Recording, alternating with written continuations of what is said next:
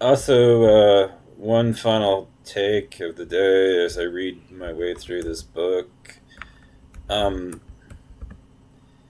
I just wanted to say I got to the epilogue of Persona 3, Reloaded.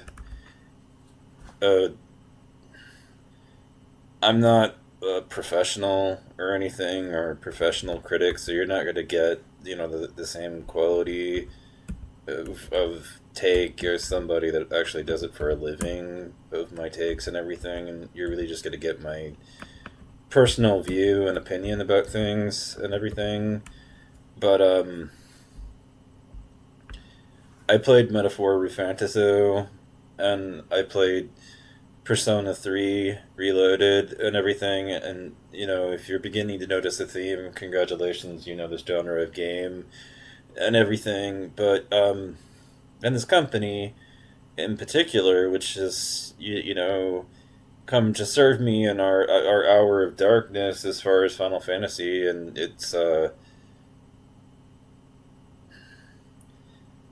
you know the company and everything with Square Enix and everything in its future in particular. They really have lost relevance. They used to be on the tips of like everybody's tongue, and now Square Enix is again a niche. It's kind of sad to see what's happened. They've gone from mainstream back into the niche corner and everything, and so now like very few people like necessarily are talking about studio like business, Square Enix Business Studio 2, and that being a creative business too.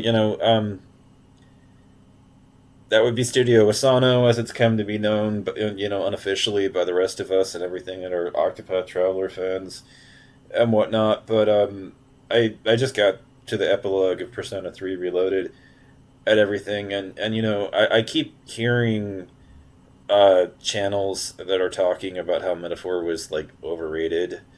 Well, I gotta say I disagree with you profoundly and everything, and I think a lot of this take is pretty jaded and everything, and plus there's always a crowd of people that loves to dog on anything new. I don't know what the fuck. They just anytime something new comes out and it's liked by people, they have to jump on the trend to hate on it. I don't get it. Like anyways, but no, not a lot of people even played the game. So to say that it was overrated just kind of seems like a bit of a, you're only listening to the hype channels and you're noticing that the hype channels get a lot of followers, but you aren't looking at the raw numbers to see the number of people who actually played, and it wasn't really that high. And at the end, it was only like a couple million compared to like something like Skyrim where there were over like 60 million people who played.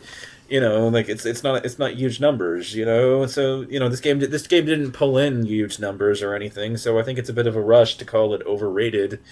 And overhyped. I mean, I think it's the natural human instinct to want to pull something everybody else into something that you enjoyed. You want to recommend it to them. You want them to go through it. You want them to experience it too. It's what we do as a species. It's just how we are. We want to share everything we like with other people. So, anyways, I liked it. I enjoyed it. I think that it really was of interest to me. I mean, I'm not ready at this stage to drop the evidence that I have for it, so I come to this one a little bit unprepared in making this video, but it by intention, to set it at everything. I think, to my crowd of people that have come here and gathered here, kind listener, I have I want to lay out some studies that have kind of come to my desk and awareness because I've been looking for it for a while, just because of the fact that it seems fairly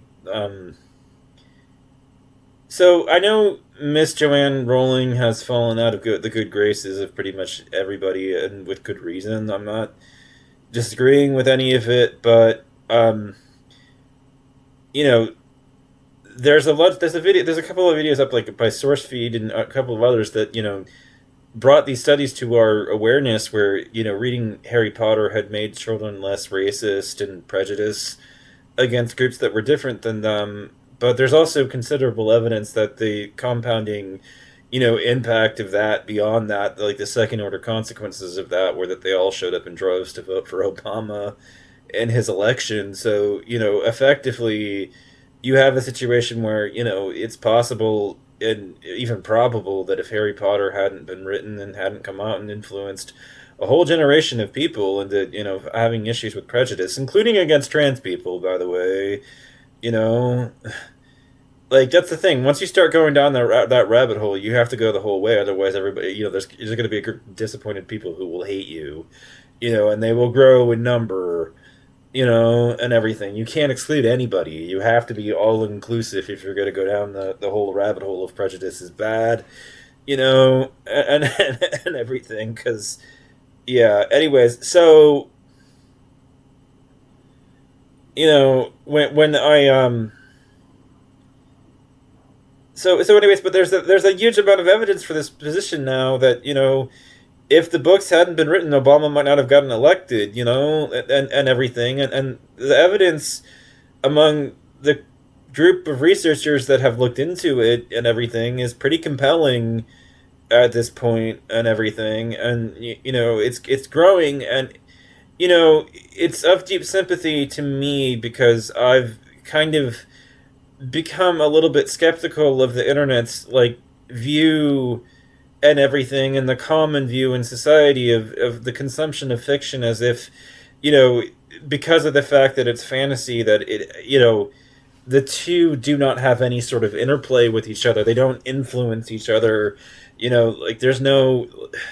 So basically, how I got on this line of thought is I started thinking about, for instance, how little, when you hear people grow up and everything, when you listen to the children and everything, and you ask them, how you formed your view and opinion, you're a lot of the time you're going to hear, it's something I heard a musician say or something I read in a book, from this particular fiction writer. It's almost never, somebody coming forward and saying my opinion and view was formed by listening to X and X politician, in their speech about something. It's always somebody whose profession is so fundamentally different at the end of the day that ends up really really changing things and everything, the real change maker. And to that end, I think Joanne ushered in a huge amount of change in our society and world because she changed a lot of the kids' thoughts on things. She's influenced a whole generation's line of thinking to be quite divergent from the Republican line of thought, and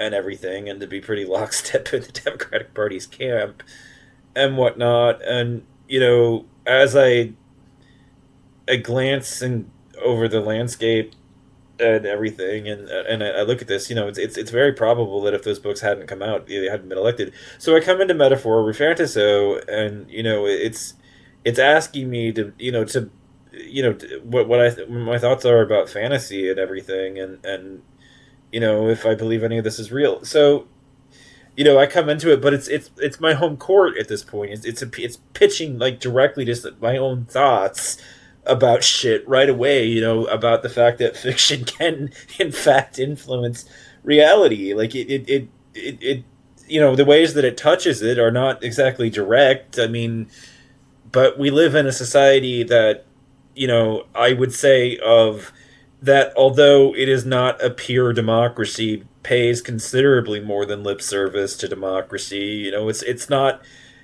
just an idea that it pretends to attempt to live up to. I mean, America strives towards trying to be a more democratic system in a lot of ways. As a society, so many people in it want it to be more and more that way. Otherwise, we wouldn't have gone from the states basically deciding who gets the people that actually serve in government, deciding who gets elected Senate, or like the state legislators deciding the Senate. We wouldn't have gone to direct elections of our senators. That wouldn't have happened. There wouldn't have been that wave of democratization that took place and everything. It would have stayed in place. But there's a huge cohort of people in America that wanted to actually be a more democratic system and everything. And so that's exactly what we got and everything. We went from one thing to another. You can say that it's a republic, but that oversimplification at the end of the day is in fact an oversimplification. America, yes, is a republic, but what is a republic? A republic is a system of laws, right? It's a society that you have laws that are set on the books. Well, what do the laws on the books specify? Well, they specify, the election of people in particular that to office, and how do these people get elected to office but by the will of the voters who vote them into power to represent them in government. That is supposed to be the system that at least the framers had in mind. Now, do they actually represent us in practice?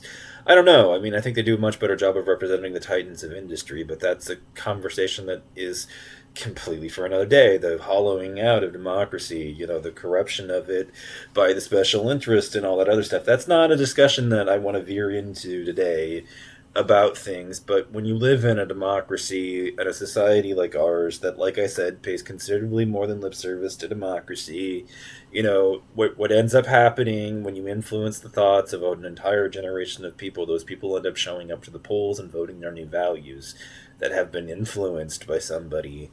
And in this case, Joanne, she backed herself into this own particular corner. That her writing has unleashed a monster that she will never be able to put back in the box and control. And I don't really have a lot of pity for her in that regard. You started this. You made Dumbledore gay. You started, calling characters mudbloods. They started to, and that influence made people think that this was an allegory to, real world racism and prejudice against groups of people. But once you start going down that whole prejudice is bad rabbit hole, people are they're gonna hate you. If you stop anywhere, you have to go the whole fucking way. There has to be perfect consistency the whole way through, because otherwise, you're going to end up with a group of people that's excluded and hates on you, and eventually a whole bunch of other people who aren't part of that group are going to side with them as well. They're going to be allies against you and everything, and that's what happens. You start a revolution like that, what do you expect? They turn their guns on you unless you, actually follow your own values and press systems all the way through. And so you can't just do this to trans women. You can't be LGBT without the T. Like, that doesn't fucking work. You have to go the whole fucking way. And like, sorry, but that's just the world that we live in and everything. The revolution will eventually turn the guns on the people that inspired it in the first place if they don't. And anyways, but there is a lot of compelling evidence at this point that if the books hadn't been written, Obama may have lost his election. She changed the way a whole generation thought about things. That's going to have an effect in a democratic system. And so that's fiction touching reality. There's a feedback between the two.